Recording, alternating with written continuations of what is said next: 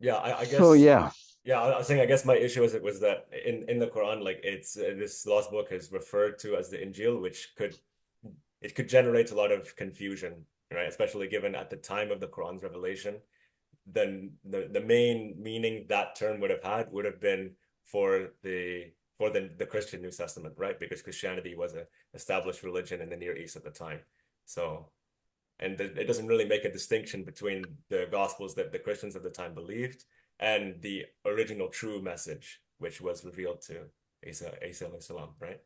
That's yes, sir. yes, I can see you now, finally. Nice to finally see you. Yeah, Mhm. same here. So Indeed. first things first, the Injil coming from Greek. Greek Yeah. is a more of an influencer than anything else. Hmm. The semantics is not the central discussion.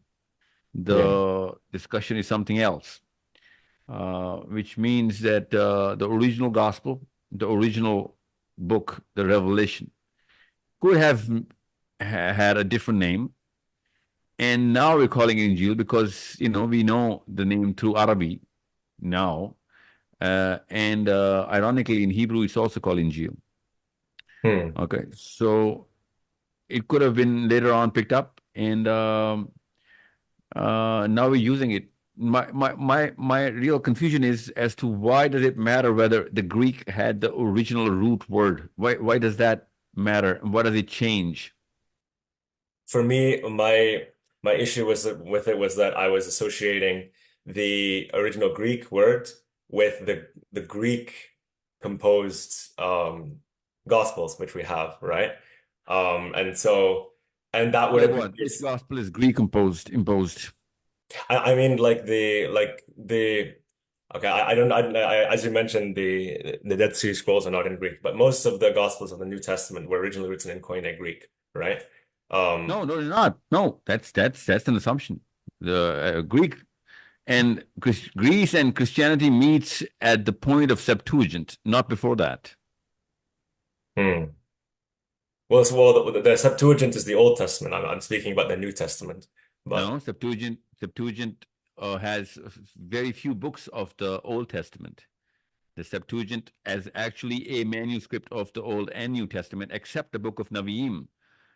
And the fact that the books of Naviim are there is the Jewish argument that how did they come, like book of Isaiah and Zechariah, how did they end up in the Septuagint? Because when the original Septuagint was written, it was supposed to carry only the five books of Torah, hmm, right?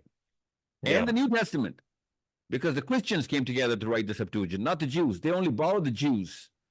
okay, Yeah. interesting. So So the fact that there are more than five books of the Old Testament in the Septuagint is actually a case by the Jews that the Septuagint is not as as authentic or credible as it has made out to be because it's historically contradicting because the original Septuagint by definition should not have any book of the Naviim. Yeah, of course. Interesting. Okay, I did not know that. I thought that the Septuagint was just the the translation of the first five books of the Hebrew Bible. So that was my mistake. That's supposedly why they borrowed the Jews. But Yeah. who borrowed the Jews? The Christians. Yeah. Yeah. Okay, interesting. There were seven people who, or maybe 11, some say seven, they were expats, Hmm. in Greece because of this project. Okay, okay. Interesting. Okay, thank you for bringing that to my attention. Yeah, I guess so. Yeah, I guess my issue was about the um yeah, I was associating Greek with what could not have been the original message, and so that's why I Yeah, was but thinking. but but the but Yeah, but the revelation never came in Greece because Jesus never exactly, spoke Greece, nor did John. Uh, exactly, and exactly. and Yeah. Paul was a Roman citizen, not a Greek citizen. That was my issue. Like, why would the original message be referred to in the Quran, like the original message, as this Greek derived term? Yeah, That was my yeah. original So issue. So, yeah. yeah.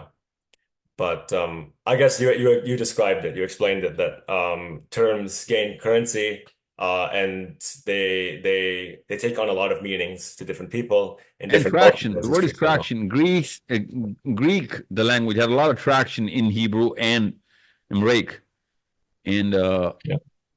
and hence a lot of words from Greece flew across the Mediterranean into many prose and and poetry. Yeah, exactly. Yeah.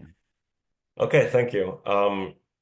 I'd like to move on to the next question now, Yes, please. which um, I guess it would be was Dhul-Qarnayn Alexander the Great, to put it simply. Oh, not at all. Not in my opinion, anyway. Yeah, I would also agree, given the fact that Alexander the Great was a polytheist for one, it doesn't make sense. But based on I guess rudimentary research that I've found, there are a lot of striking parallels between the the story of Dhul-Qarnayn in the Quran and several renditions of the romances of Alexander the Great over several centuries. Or Cyrus. Sorry? Cyrus. Osiris, Yeah, the Egyptian god, both. right? Or See, let's or just oh, Osiris. Okay, oh, Cyrus. Yeah, the not the Egyptian The god. Persian That was Shahanshah. Yeah, that would be Cyrus the Great. Osiris. Yeah, Yeah, that's right. Okay, yeah, yeah, Cyrus the Great, the Persian Shahanshah, of course. Yeah. yeah. Let's just Um, take Alexander as a case study. Give me yeah. one. Uh, okay, let's start with the similarities. Hmm. Other than the fact that he had a lot of land under him in his empire, what is the other similarity that you see? By the way, when you say Zulkarnain, you're talking about the Zulkarnain of the Quran? Yes. Okay. So you know about the Zulkarnain of the Quran? Yes. Yeah, I've read like some of the I haven't read the full Quran, but I have read some some parts of it. So Okay. yeah, so I'm So, referring to that specifically, that specific version. So okay. there's a few similarities. I mean, for one, we can say the name itself, Dhul Qarnayn, based on the research I've done, my Arabic is very poor, but Dhul Qarnayn means he who has two horns.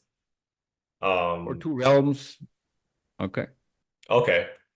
Yeah. Well, one interpretation Man would of be two two realms. horns, right?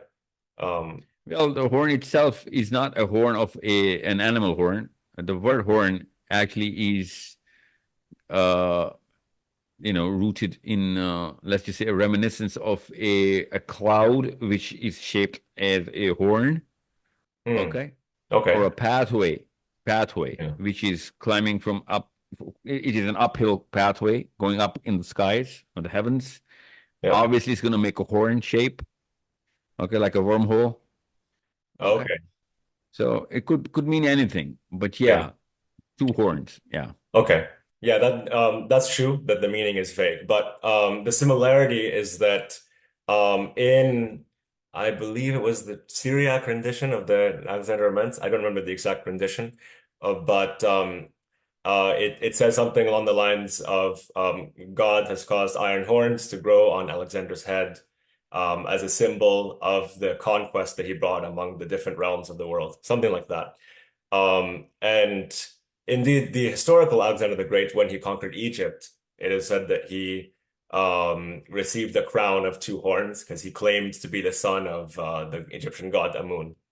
So this sort of motif of a conqueror of realms having a crown of horns, two horns, this sort of was passed down through history and eventually was adopted into the Alexander romances, which by this time the Alexander the Great was now being referred to as like a monotheist king, a believing king, because he was such a, I Which guess because Alexander was not.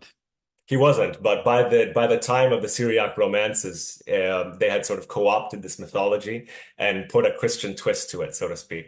I guess because Still, they, still, they'd had to put a lot more data, credible,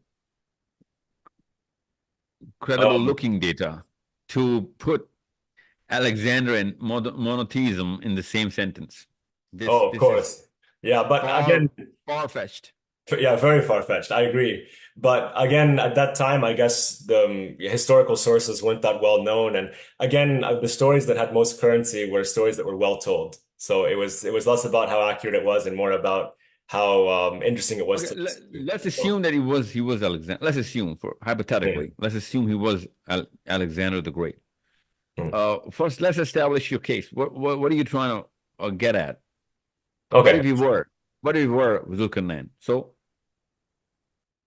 So for me, that doesn't make sense because the historical Alexander the Great was not a believing king, right? He was one, pagan. one, that's one. We both Yeah. are in a total agreement with that. Okay, and there's so many other things that Alexander contradicts with the Zulkarnain of the Quran.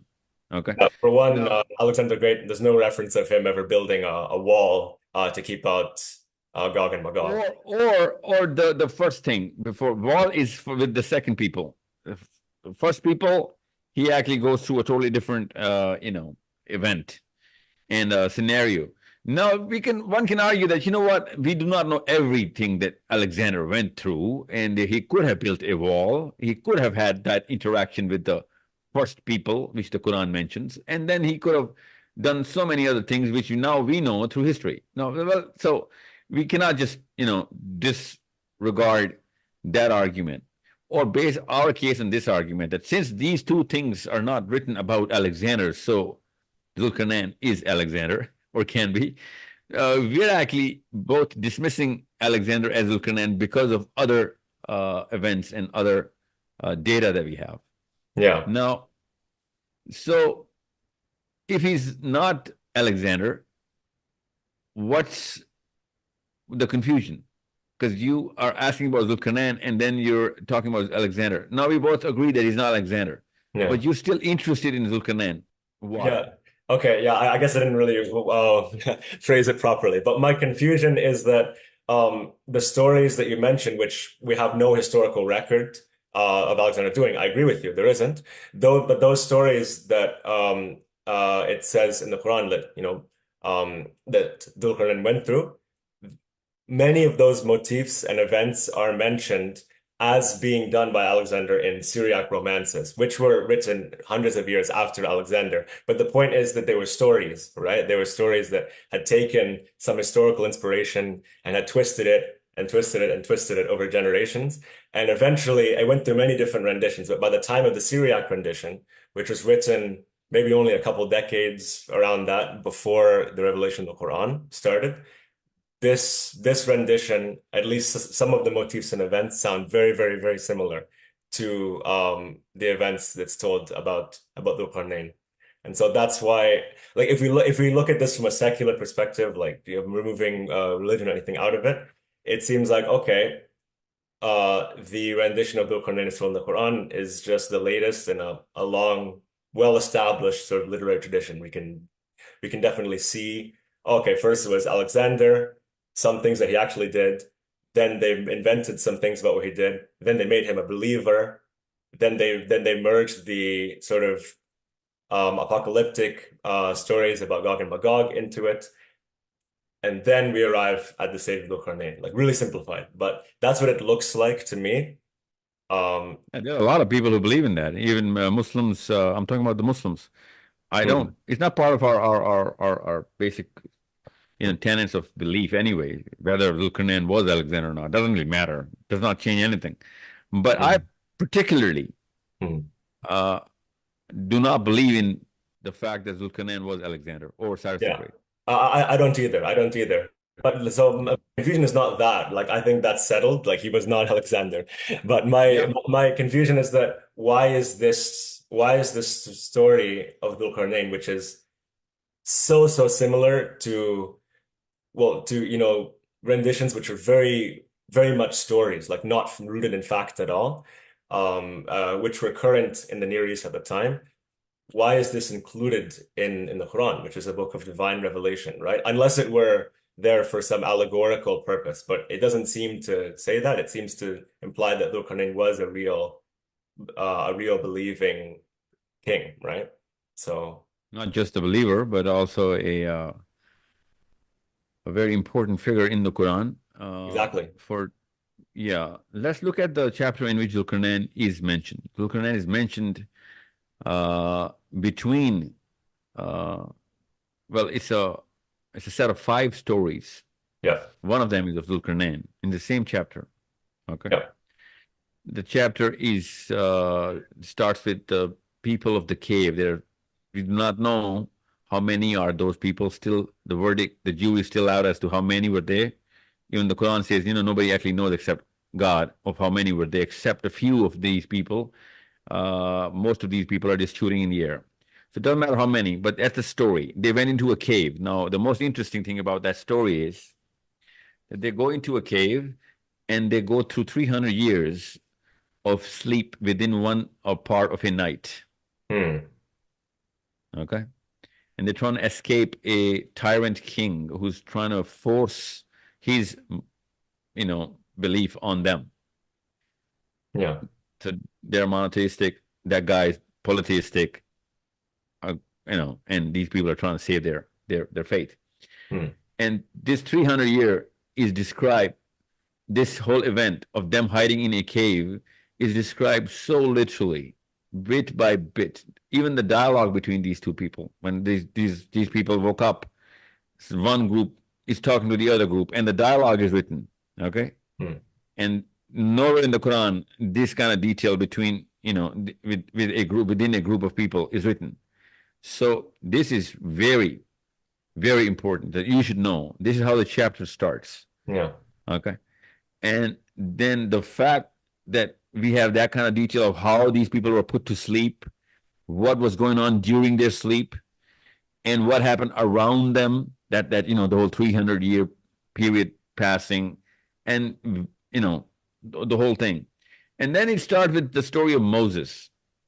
Hmm. All of a sudden, we transit into Moses going and meeting somebody across a realm. And that is another very, very peculiar story because a dead fish who Moses is carrying comes to life, makes its way into a hole in a water, a lake or a sea or a river. Hmm. Okay, actually, it's the middle of two rivers. Actually, it's the place where the two rivers meet. That's the verse of the Quran.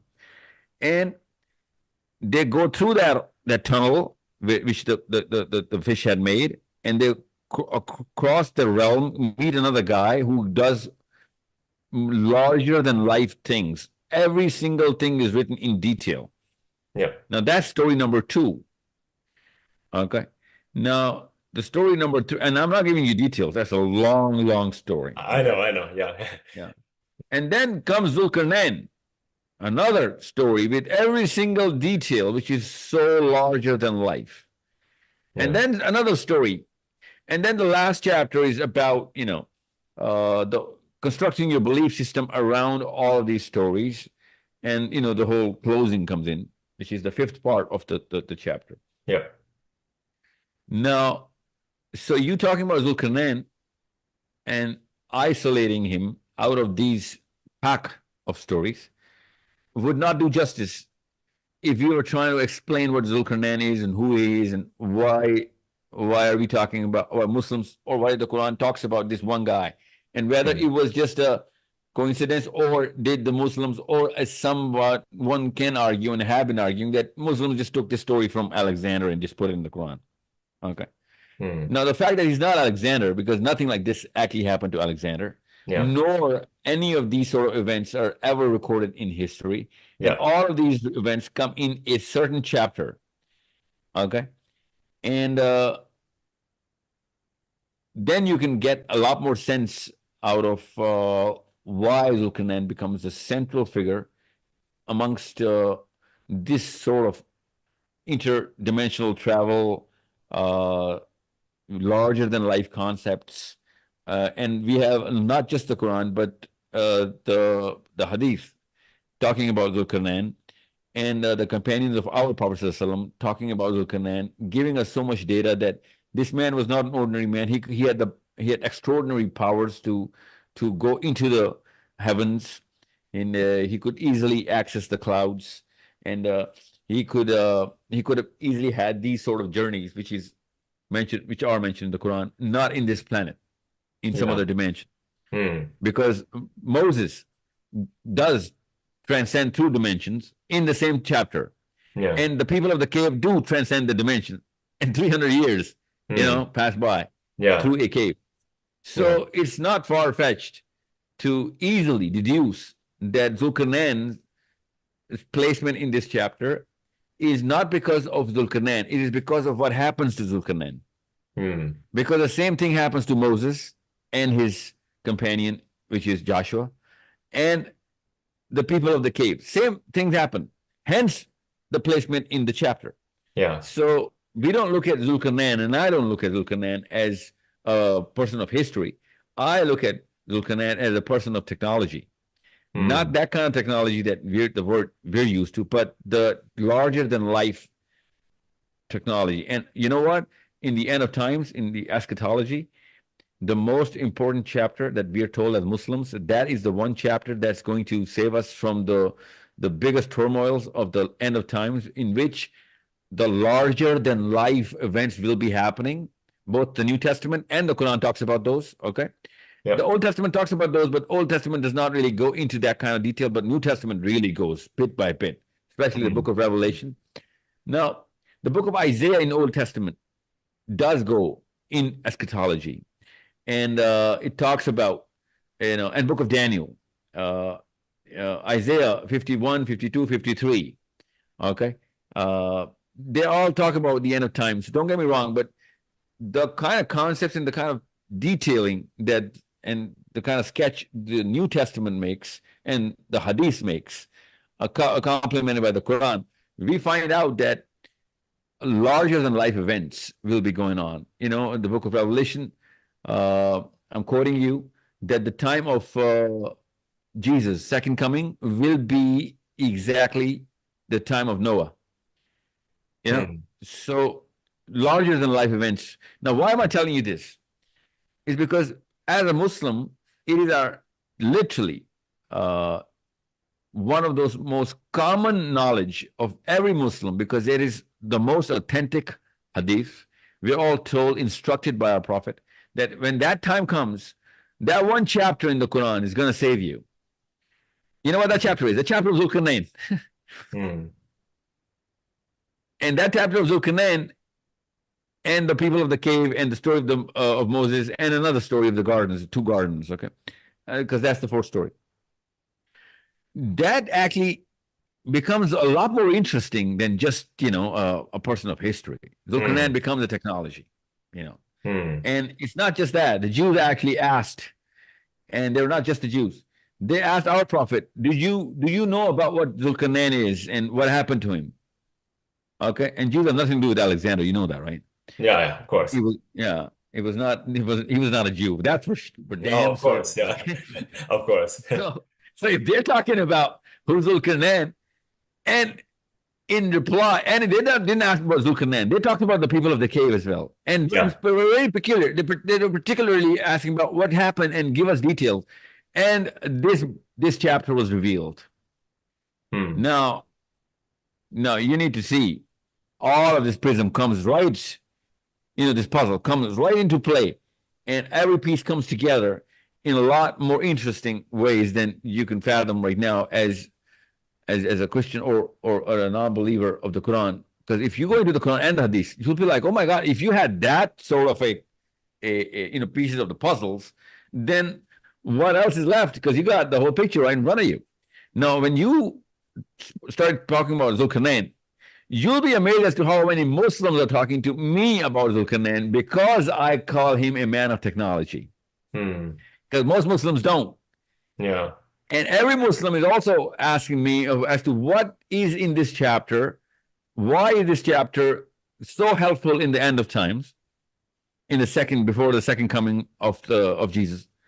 Uh, and unless you look at it from this angle, it doesn't really make any sense on the face of it as to what is this chapter going to do to us or for us. Okay. Yeah. Yeah. So I'm just giving you the whole holistic way of looking at as to how important Zulkarnain is. I get He's that. not just Alexander. He's far greater than the great Alexander. Oh, for sure, for sure. Yeah, I totally appreciate that as well. Um, Also, I just want to say one side thing. I'm not Christian. Uh, No, I'm just saying because yeah, Christians are yeah. going to see this, and Okay, yeah.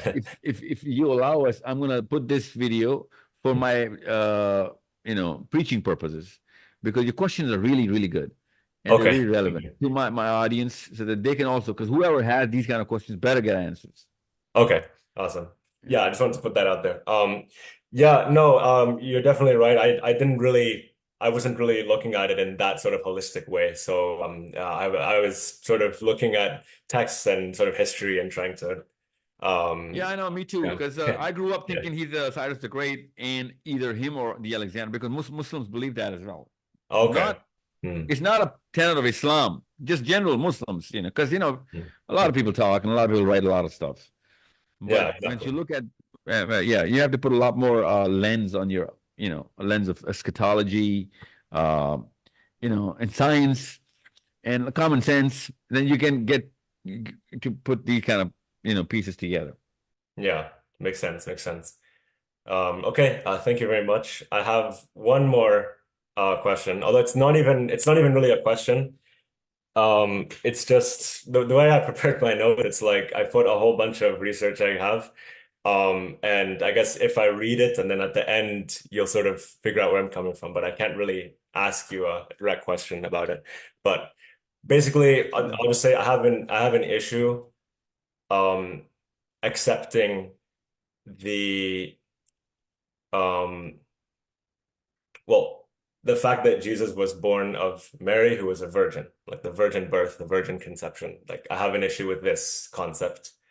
Um, and the fact that it's included in the Quran is sort of something that troubles me. I guess that's the best way to initiate it. And this is also a sort of linguistically based question, but um, so I'll just read from my notes so you can get an idea of where I'm coming from. You have a problem with the virgin birth? Basically, yeah, I have trouble accepting this for the Why? following reasons. So, um, just bear with me. No, So it's all right. going. Sorry. No, no, go on. I'm intrigued. Awesome. Yeah, I'll start where my notes begin. So the original Greek word used in the Bible to refer to Mary is the word parthenos, whose primary meaning is a young woman or maiden woman. It has the secondary meaning of virgin. You can look at this in a Greek dictionary. It has both these meanings because in ancient Greek society, women had to remain chaste until marriage. So it makes sense that these terms would be interchangeable. Um, but this Greek term used in Matthew, this is a translation of a Hebrew term, alma, which only means Yeah. young woman, a young woman of marriageable age. It doesn't have the meaning of virgin. And how do we know this is a translation? Because the verse in Matthew, um, I don't remember the exact number, but the verse is, "Behold, the virgin shall be with child and shall bring forth a son." In English translation, obviously, they shall call his name Emmanuel, which is being interpreted God with us.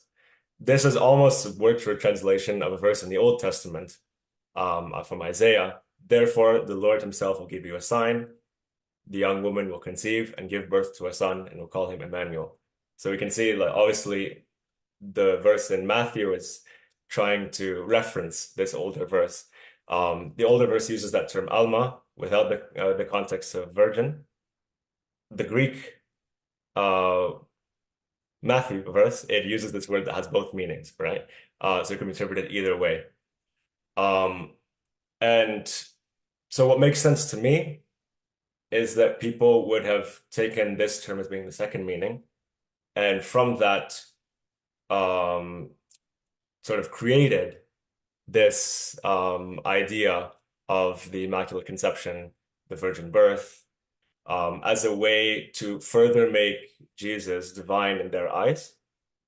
Um, well, because at that time in Greek and Roman culture, in their mythology, this figure of a demigod, someone who was born of like a mortal woman, or even a virgin mortal woman and a god. This was very, very common. You can look at all kinds of heroes, demigods.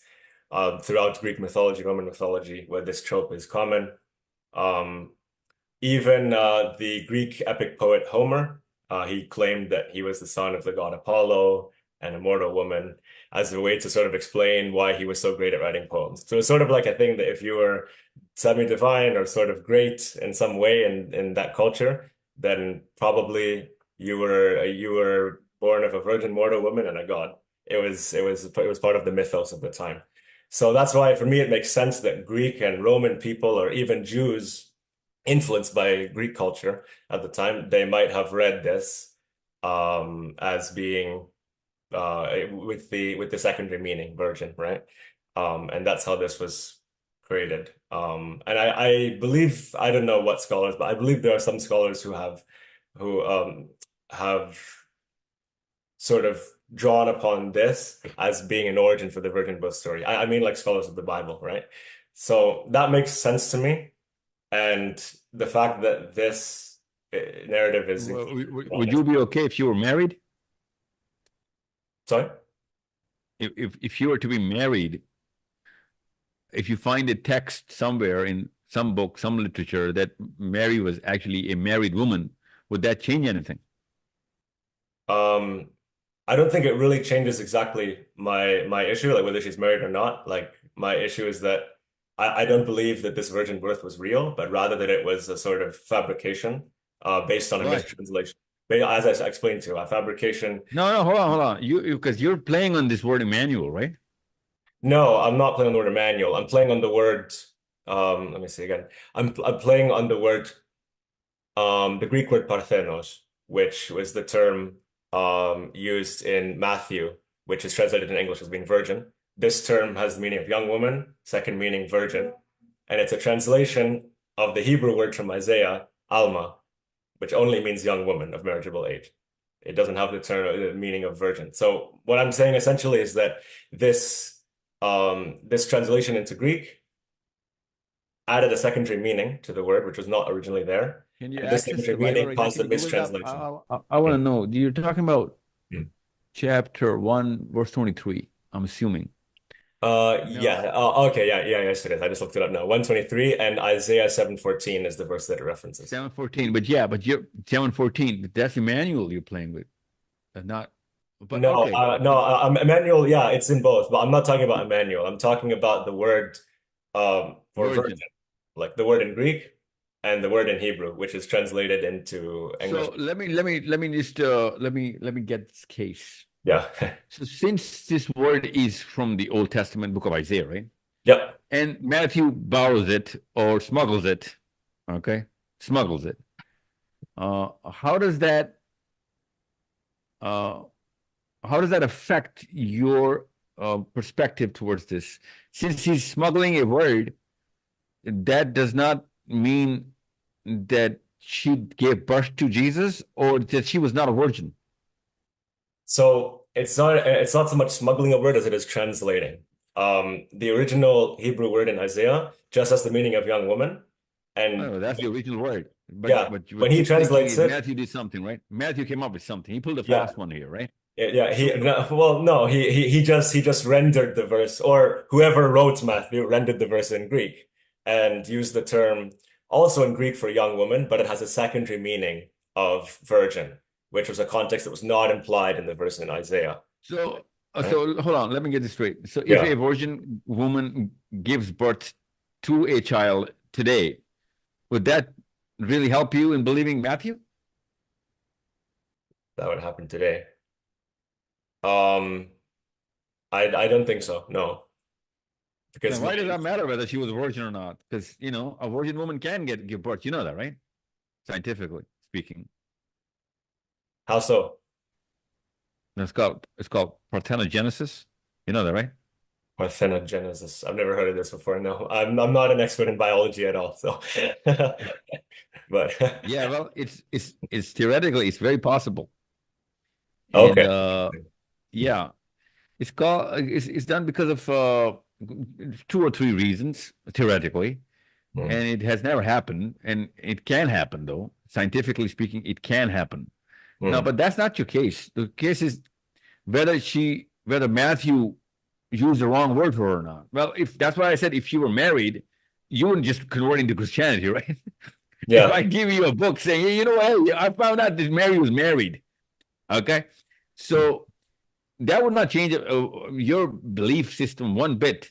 But since Matthew is using the same word, which somebody, well, Isaiah in this case, translated Isaiah, because Isaiah is uh, from the book of Navim. Isaiah did not write Isaiah. You should know that, right? Yeah. So somebody wrote on behalf of Isaiah a word. Now Matthew is using the same word.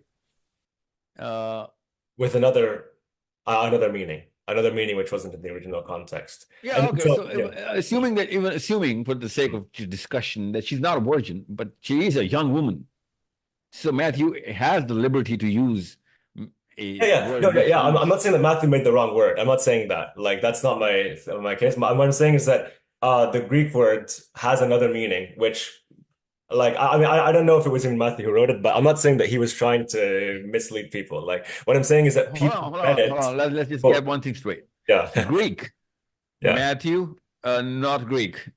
Isaiah, absolutely not Greek. Absolutely not Okay. Greek. Yeah. Yeah. Okay. Septuagint, Greek. Greek. Okay. Okay. Yeah. Now, since Matthew did not write in Greek, but somebody who translated that in Greeks, Mm. inside Greece, in Greek, on behalf of Matthew, is confusing you. Not Matthew. Okay, yeah, yeah, that makes sense. Okay, so the person who wrote on behalf of Matthew is what I mean.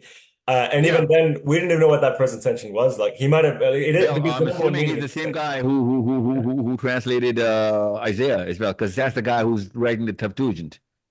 Okay, the same guy. Okay, Which, by the way, yeah, same guy. And by the way, Isaiah is not supposed to be in the original Septuagint. So this dude is somebody else who's claiming that he wrote the original Septuagint. yeah. Okay, Okay, and okay, because that this makes sense. this version came way later, because the Yeah. original Septuagint was way earlier, because of the fact that we know the number of books and the name of the books in the Septuagint. Yeah. But this Septuagint, which is now available anywhere in the world, you can literally buy it online now, the original Mm. Septuagint. It has Yeah. literally all the books of the Old Testament, which Okay. means that this is not the original Septuagint, which means that somebody later on in Greece was trying to confuse everybody, including you and me, particularly you, because this Yeah. guy is using the same word for everybody, everything. In this Yeah. case, Emmanuel and virgin. Okay. Yeah.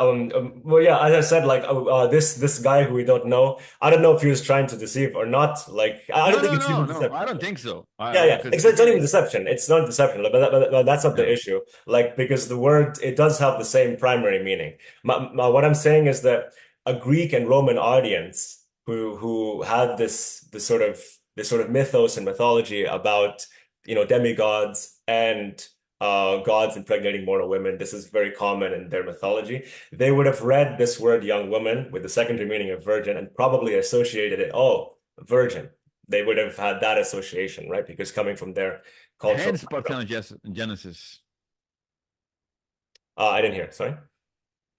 Hmm. That's why I want you to read up parthenogenesis, and it Hmm. can literally it can happen in human beings, But you only said that it humans. hasn't happened though. It hasn't happened though, right? Well, we do not know whether it has happened. Nobody's going to report it. Obvious reasons. No one's going to report it for obvious reasons. Yeah. Okay. You Yeah. know, it became a very big problem for the one reason that we know of the same woman that we're talking about. It became the Yeah. biggest problem. We're still discussing it right now. Eh? Okay. So Yeah. yeah. So That's I'm valid. just saying, it's that where the egg can develop into an embryo without being fertilized by a sperm. Okay. Hmm. Uh, by the way, parthenogenesis is a Greek word. You should know that. Yeah. Yeah. Yeah. It sounds very Greek for sure. And in Yeah. fact, it's using the By the same way, word I was just mentioning. it Yeah. means virgin birth in Greek. In fact, yeah, I was going to say it's using the same word that I'm referring to. Yeah. But means young woman, Yeah. no, There you go. Yeah. virgin. Yeah. Yeah. But no, it's biology. It's not just Greek. Yeah. So yeah. Okay. By the way, a Okay. lot of animals go through that. You know what? That's pretty common in animals. It's just not that common in human beings.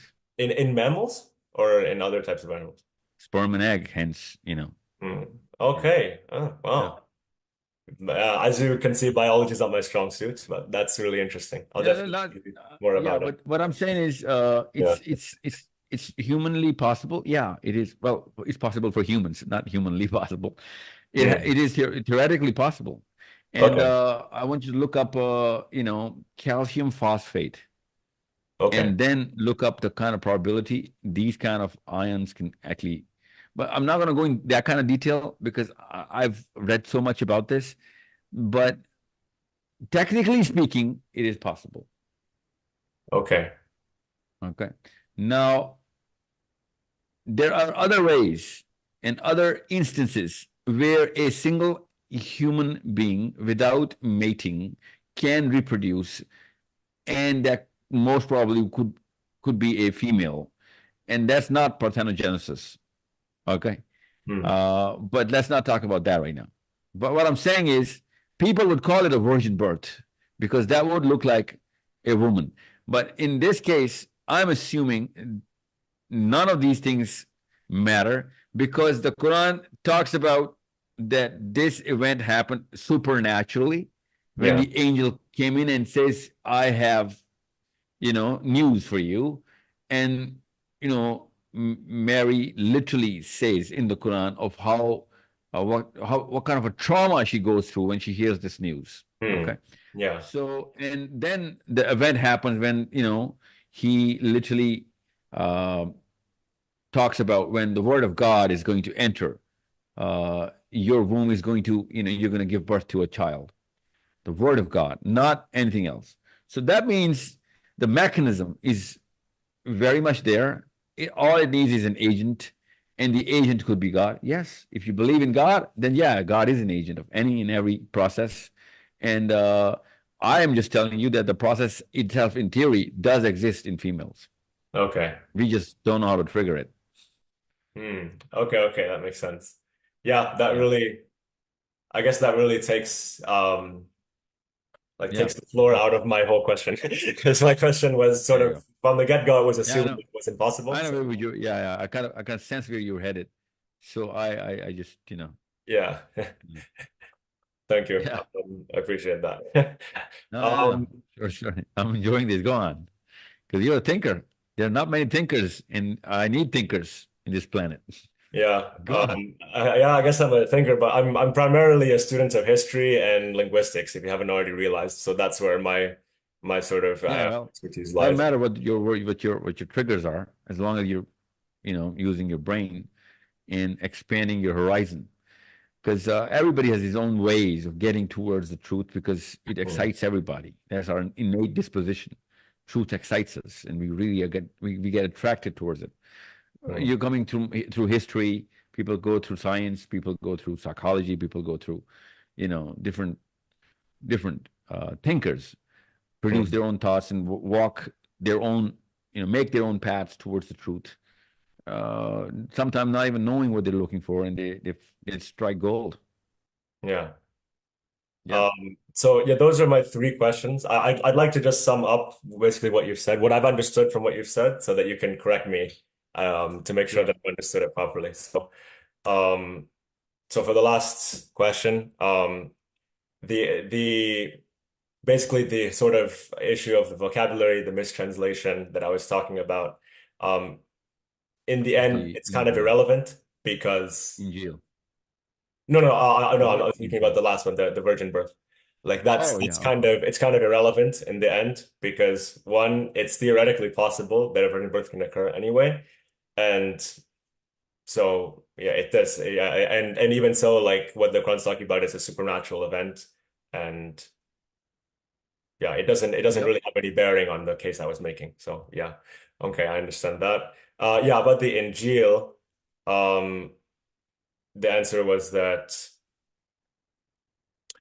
It was that words can come from any derivation from any language, and they can take on a whole plethora of different um, connotations over time. And it doesn't really matter what their origin was, but it matters more what they mean what they mean to a certain people at a certain time. And yeah, and the Yeah. original meaning has no bearing on it. Yeah, that makes sense. Yeah. Well, original. Yeah, you're right. So yeah, Yeah. that's pretty much the conclusion. Yeah. Awesome. And then the last one, Alexander the Great. I'm not sure if I worded that question well, though, Alexander the Great, but because my issue was never that he was Alexander. I didn't believe that anyway. My issue was that the stories which are told, which you really um what's the word, eloquently mentioned about how it's sort of like a larger than life technology in the context of a surah, which is largely about that, about larger than life figures and events. Um, Events. Yeah.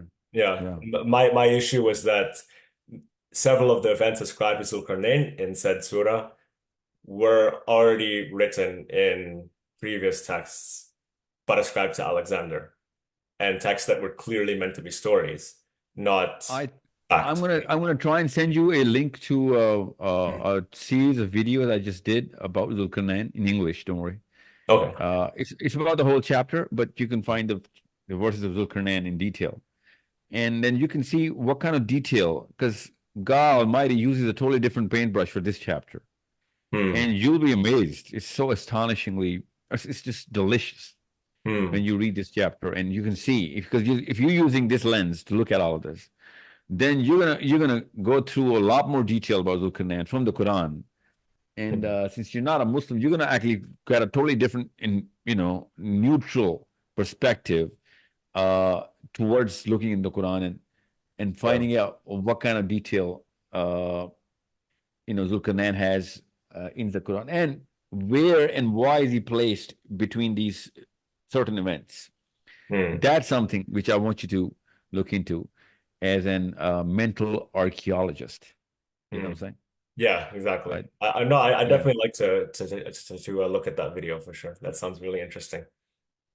It's actually a series of 15 videos, about 15 hours, 16 hours of, but you can spot which part of Zulkarnain when it's about to start. You'll Okay. see. Okay. It's a Okay. 1 hour video and 15 hours, 15 clips. I'll send you the Zulkarnain part, and then you can go to the playlist. It's all on YouTube anyway. So, Okay. okay. Okay. Awesome. Thanks so much. I do have some just some notes. I'm like obviously you're a busy man, but if you would have the time at some point, like because I'm generally not good at wording my questions so well, so I do have some notes specifically about the Dhul question that if you have time you can take a look at it. Would that be No, you okay? can, I'm going to give you my number. You can Okay. call me, leave me voice notes. You can Awesome. anytime. Okay. And don't worry about it. I need you to uh, go through this uh, quality of literature, which I call the Quran, so Yeah. that you can benchmark different pieces of literature wherever you're gonna and whatever you're gonna bump into, divine, claiming to be divine or not, so that you can see how and what kind of angle. And I wish you'd know how to read and understand Arabic, so that you could know the actual quality of this literature. Yeah. But even the translation is going to give you the angle and literally the details, not that quality, obviously, because one word, just like unlike Greek, Arabic has many, many meanings of one Mhm. word.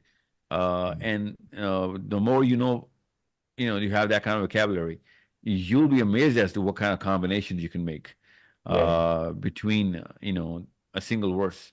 And all of these permutations make so much sense, and Mhm. all of them, and and that just becomes a big interesting labyrinth of what kind of meanings you can get in given the context, and take it out of the context and treat it as in isolated words, and then keep changing your permutations of different meanings of the same words. It's so Yeah. beautiful, and I've Yeah. done that so many times, and it's one of those puzzles that I keep solving for my own self. And that's what I want you to do. Just, go through the Peshat, which means the simplest and the straight meaning, and then go through different meanings of the same words and try and use different combos and see whether it could mean something else. Yeah. And it becomes so much interesting. Mm. Okay. I am So, well, I am sort of starting to learn Arabic, but I highly doubt I'll be able to reach a level where I can appreciate the Quran to that level. But don't sell yourself short. Don't sell yourself short. You have no idea how easy it is once you really put your mind to it. And if you have a purpose, oh my God, you don't need to learn all of Arabic. You need to learn the Arabic which is mentioned in this chapter, and then build up on it. Hmm. And I don't want you to force yourself into Arabic first, and then you're gonna just go through the translation. You're Yeah, gonna get, you know, the interest mhm, generated because of this. Your yeah, second or third step could be going into the linguistics of it. Okay. yeah. Okay, makes Yeah. sense. Makes sense. Well, thank you very much for your time and for your thought in answering my questions. I really appreciate it. Thank No, you. you can, man. Thank you so much for your time, man. I'll look forward for your next contact, and don't be shy. Don't look at the clock before messaging me. Okay, I'm awake literally 20 hours a day. Okay, Wow. so yeah, so don't. If I'm busy or if you're in a session or training or a meeting, I'll just you know call you back or reply a few hours later. But don't hesitate to call me. Thank you. I appreciate it. I appreciate it. We'll be in Yeah, touch. yeah, I'll wait, man. Looking forward. Take care. You too. Take care. Bye. Yeah. Bye. Goodbye.